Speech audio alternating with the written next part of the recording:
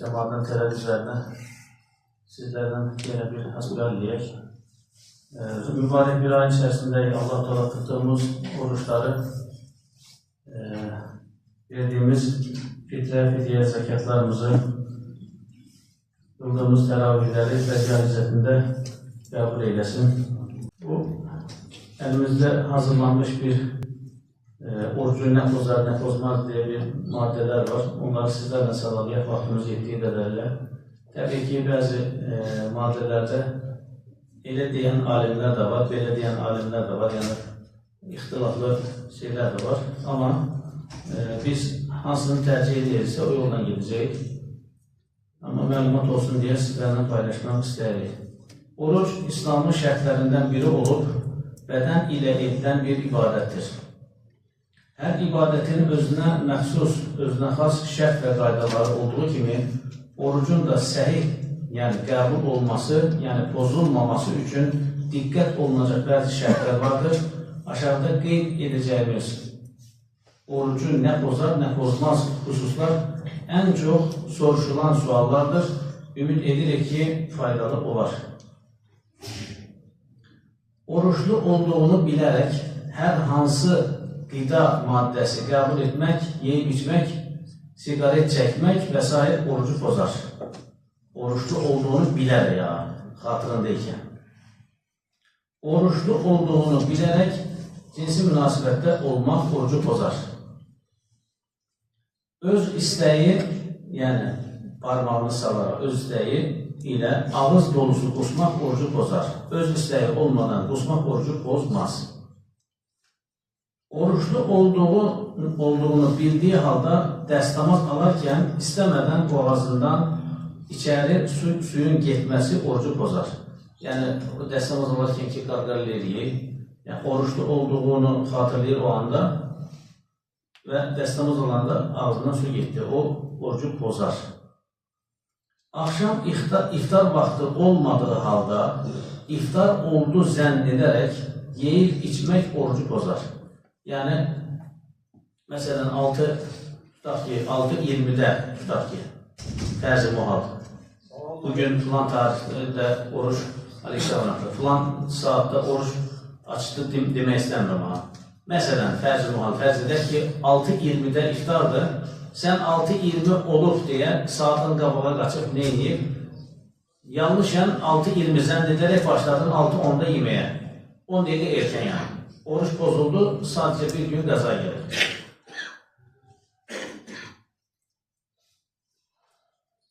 Sahur vaxtı bitdiyi halda hələ imsak olmadı zənn edərək yeyib içməyə davam etmək orucu pozar. Məsələn, 5:50-də tutaq ki, fərz edək ki, 5:50-də artıq imsakdır, orucun başlama vaxtıdır, hələ vaxta var deyib saat 6:15-ə qədər yeyirsən. Yəni, o zaman sən sərhəti keçmiş olursan, dolayısıyla oruca başlamamış olursan, yəni oruç zaten başından pozulmuş oldu. Yəni, oruç imsakdan öncə yeyib içməyə bitirməklə başlayır. Yuxuda ikən ehtilam olmaq, quslun pozulması orucu pozmaz. Qulağa dərman damlatmaq orucu pozmaz. Burun damlası çox olmaması şərti ilə yaxud sprey orucu pozmaz. Yəni, bəzi xəstəliklərdən dolayı sprey edirlər və ya damıcıdırlar. Çox olmamaq qeydi ilə pozulmaz. Oruçlu olduğunu unudaraq yeyib içmək orucu pozmaz. Ancaq xatırladığı anda dərhal dayanmalıdır. Yəni, hətta fiqhdə qayda belədir ki, əgər görürsən ki, birisi Ramazan ayında oruçlu olduğunu da bilirsən, əgər cürət adamdırsa, cansız adamdırsa, zəif adamdırsa, dəymədir, qoy yeməyini içsin, yəni qarnını doyursun. Allahın ona bir ikramıdır, zarafatıdır. Yəni, amma cüssəli adamdırsa, çiyindən toxunursan, qardaş, bu gün Ramazandandır deyərək ona xatırlatma deyirsən ki, yəni bu gün Ramazandandır. Və o anda da artıq dayanmalıdır və ona o söz deyildən sonra udmaması lazımdır. Tüpürcəyi udmaq orucu pozmaz. Bəzən deyirlər ki, bu tüpürcək ağır suyu bulan peşməkan Yəni, bəzən bilmirlər şəriəti, axşama qədər tüpürə-tüpürə, oyna-boyna tüpürə-tüpürə gəzir. Yəni, orucu pozmaz ağız suyu. Tüpürcək ağız suyu orucu pozmaz.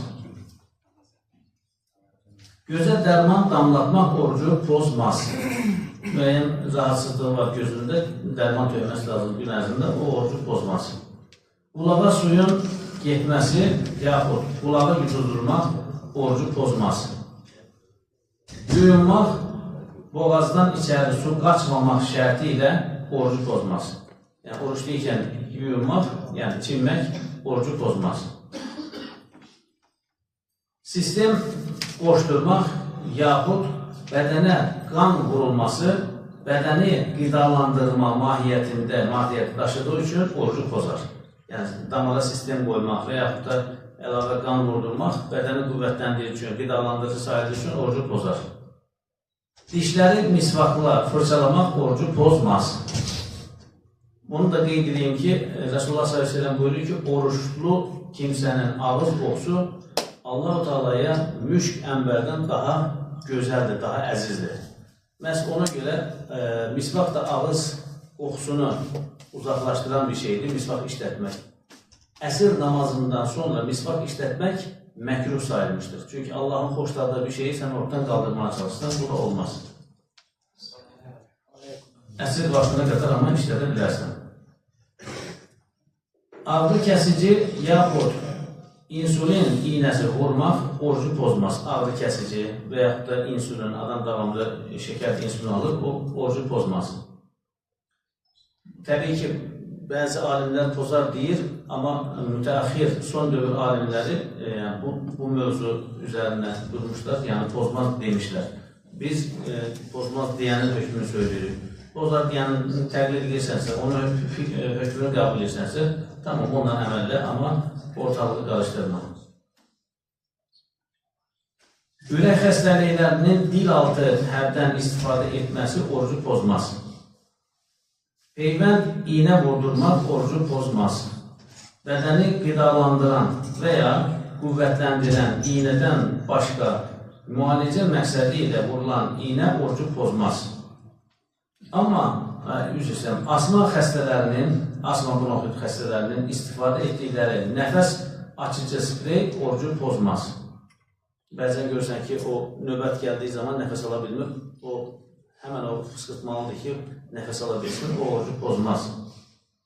Diş müalicəsi və ya diş çəkdirmək orucu pozmaz. Lakin müalicə zamanı boğazdan içəri qan və ya digər maddə gedərsə, oruc pozular. Ağrı kəsici və ya qızdırma düşürmə məqsədi ilə aşağı hissədən şam yedirtmək orucu pozmaz. Qidalandırıcı sayılmadığı üçün, normal yoldan qəbul edilmədiyi üçün orucu pozmaz.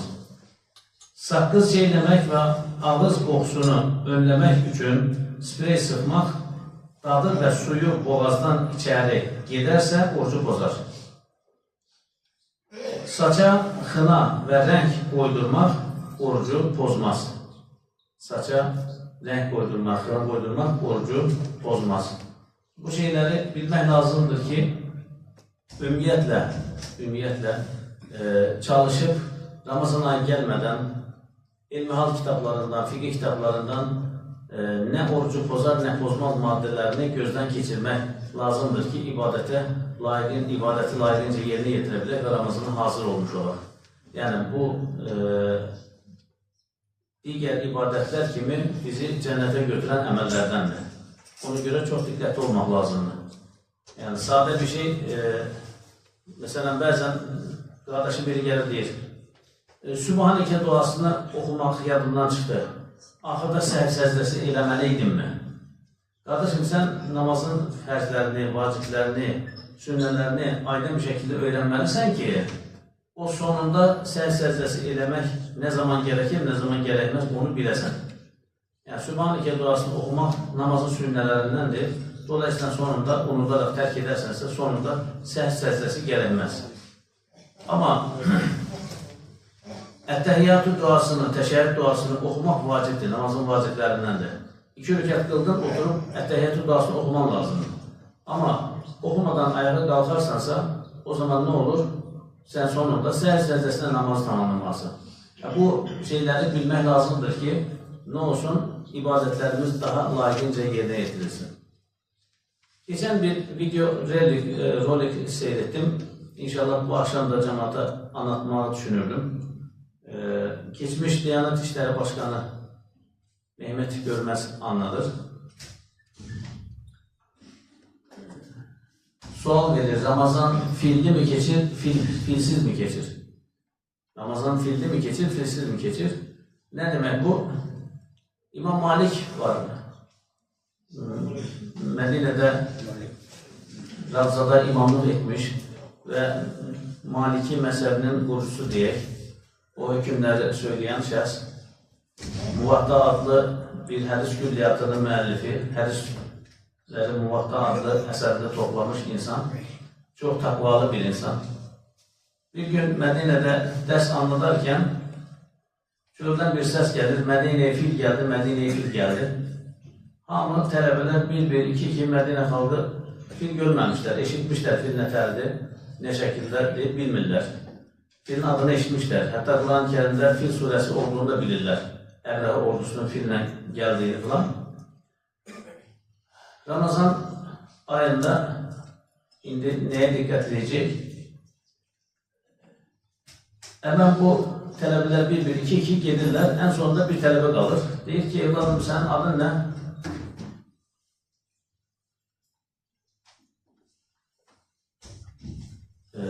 Leys oğlu adında, indi unuttum ismini, atasının adı Leys. Adını söylüyor, deyir mesela Abdullah. Deyir ki sen hiç fil gördün mü? Deyir ki yok. Yahya adında birisi, adı Yahya. Deyir sen hiç hayatında fil gördün mü? Yok görmedim efendim. Deyir sen niye tələbə yoldaşların kimi gitmedin fil görmeye? Deyir ki efendim ben Endelüs'ten geldim, İspanya'dan. Ben Medine'ye fil görmeye gelmedim. Ben sizden ders almaya geldim.